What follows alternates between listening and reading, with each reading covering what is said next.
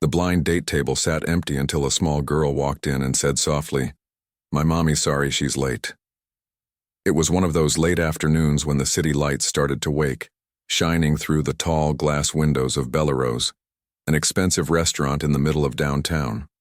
The place was alive with quiet laughter, clinking silverware, and the smooth sound of jazz floating from hidden speakers. At a corner table, set perfectly for two, sat Graham Hale. He was the kind of man who wore time like a uniform. His white shirt was crisp, his gray tie sat straight, and the cuffs of his sleeves lined exactly above his wristwatch, a watch that cost more than most people's rent. For him, it wasn't about money.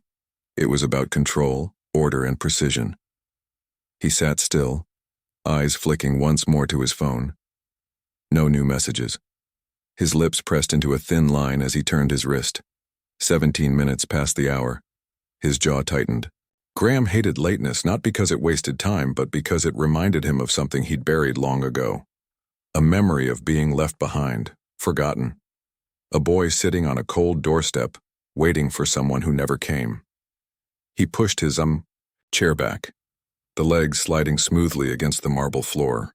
The maitre d' noticed and started to approach, but Graham lifted a hand slightly. Not now.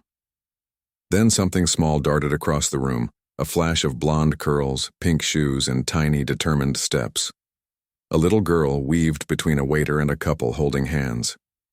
She ran straight toward Graham, clutching at his pant leg with her small fingers. Her cheeks were flushed, her blue eyes wide. "My mommy's sorry she's late," the little girl said, slightly breathless, as if the message had been carefully practiced. Graham froze. The restaurant around him seemed to fade. For the first time in a long while, he didn't know what to say. The clock, the jazz, the perfect order of his world, all of it paused. She was maybe 3 years old, wearing a denim jumper over a yellow shirt. One sock had slid down her ankle. The other stayed neatly in place. A small silver barrette tried to hold back her hair, but most of it had escaped into soft curls. Her eyes looked up at him, open, honest, expecting an answer. He started to speak, but stopped. What? The girl repeated herself, firmer now, worried he hadn't heard. "Mommy said she's really, really sorry." She tugged on his pant leg again and pointed at the empty chair across from him. "That's for her, right?" Graham slowly sat back down, still looking at her. Something inside him stirred. Something old and sore. He had once been a little boy like that, waiting and making excuses for someone who never came. He had built his whole life to never feel that kind of disappointment again. And now, here was this child standing in front of him, giving him the message he never got. A voice called from behind. "Maisie, Maisie, honey!" A woman hurried into view, breath catching, her heels clicking unevenly. "I told you to wait by the door," she said, bending down and scooping the girl into her arms. Graham looked up. She was beautiful, though not in the usual polished way. Blonde hair escaped a loose bun. Her cheeks were pink from rushing, and she carried a heavy tote bag over one shoulder. She hesitated for a moment before speaking. "I'm so sorry," she said, her voice warm but rushed. "She insisted on finding you." The little girl, Maisie, beamed. "I did it, Mommy, I told him." The woman smiled, a little out of breath, and then looked back at Graham. "Leah Monroe," she said, holding out her hand. He shook it automatically. "Graham Hale." A flicker crossed her face, recognition perhaps, but she didn't say anything. Instead, she turned to her daughter. "Maisie, can you say sorry for running off?" "Sorry, Mr. Graham," Maisie said softly. "It's okay," he replied, his voice quieter than he expected.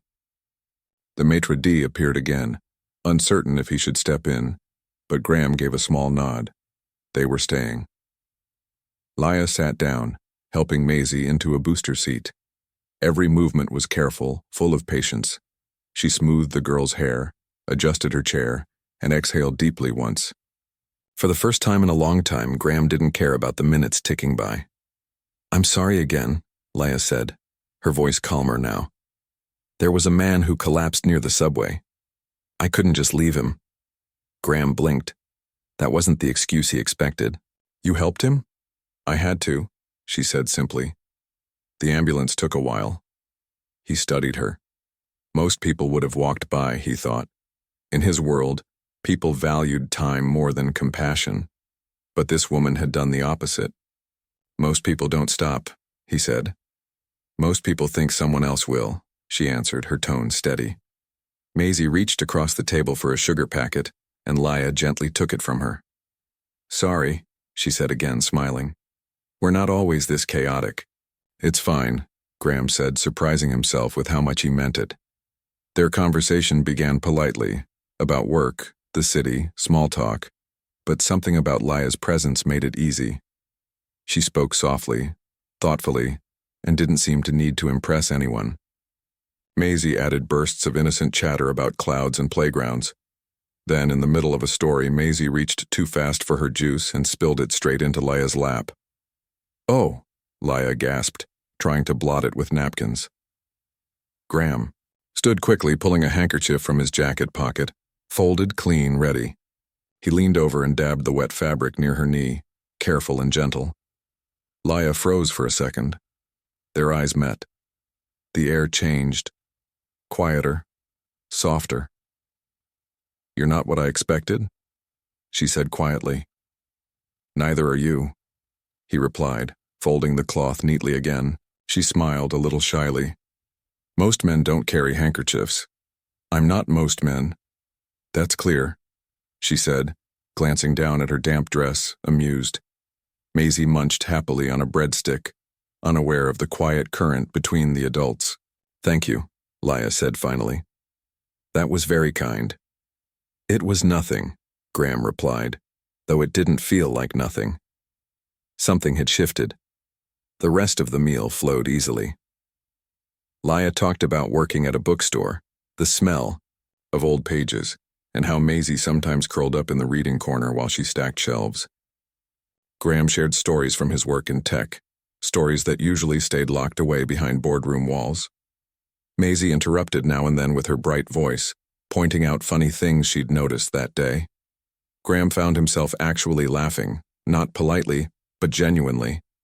By the time they left Bellerose, the night had turned cool and soft. The city lights reflected off the wet pavement. Graham offered to drive them home. I'll give you a ride, he said, nodding toward his black car parked nearby. It's late, Laya smiled. That's kind, but we take the bus. The bus?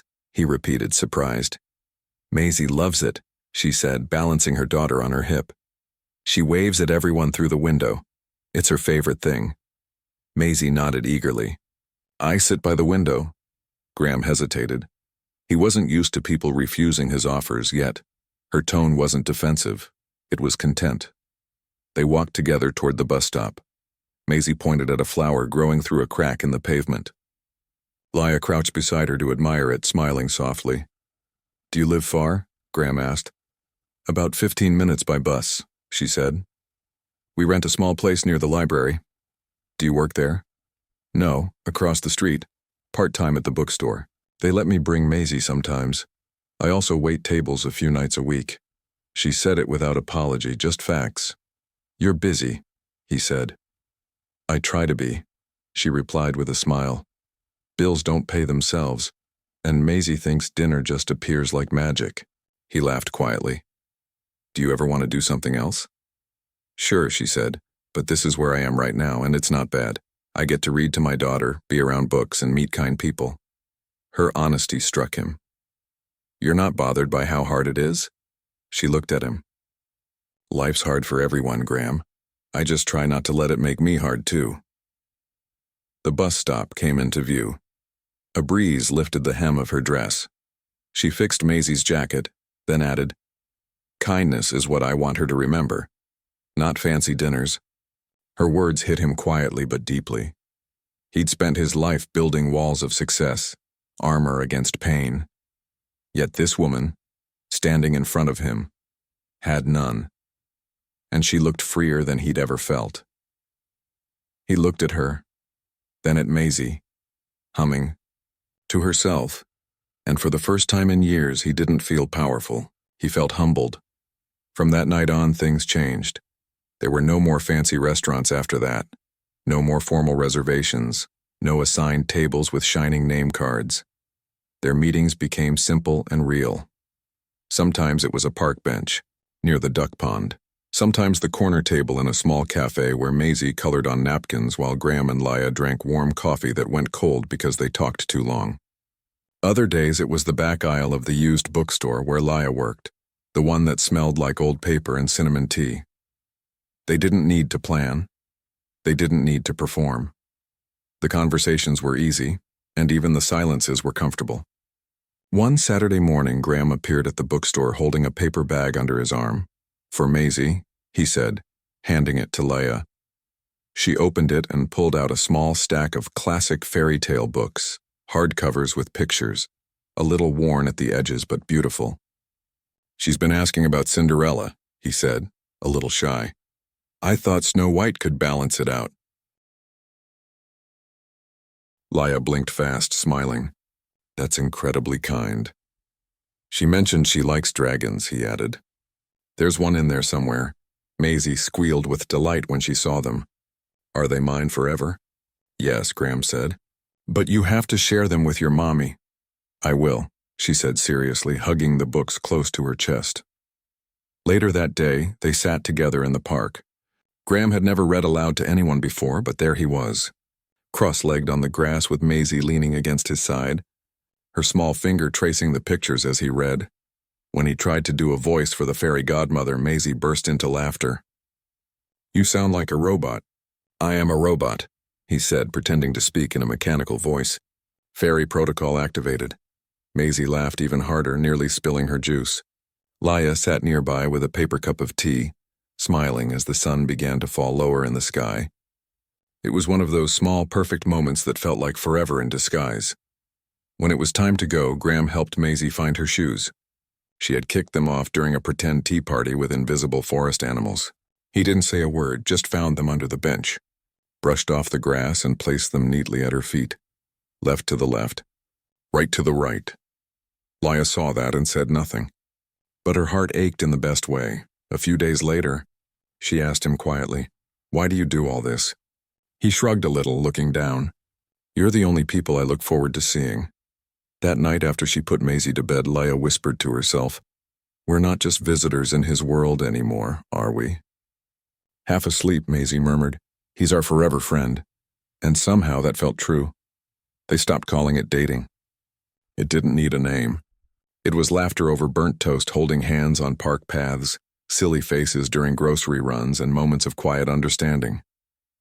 Graham found himself smiling more often. His days at work didn't feel so heavy anymore. He no longer checked his watch every few minutes.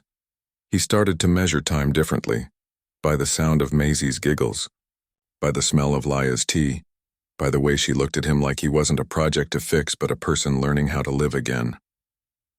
One rainy morning, the local library held a small reading event for families. Laya and Maisie arrived early, their jackets damp from the drizzle. The librarian greeted them warmly and said, "There's something you should see." She pointed to a new plaque on the wall above the children's reading corner. Laya stepped closer and gasped. The letters were etched in gold, donated with gratitude by a friend, for the woman who makes time for strangers and the girl who makes me smile. L&M Reading Nook. Her hand flew to her mouth. Maisie tugged at her coat. "Mommy, that's us!" Laya blinked quickly, her voice trembling. "Yes, baby, that's us." She turned and saw Graham standing quietly by the far end of the library. He wasn't in a suit today, just a simple sweater, hands in his pockets, a small smile on his face. He didn't say anything. He didn't need to. The gesture said it all. He wasn't just visiting their world anymore. He had made a space in it. From then on, their lives blended in small, beautiful ways.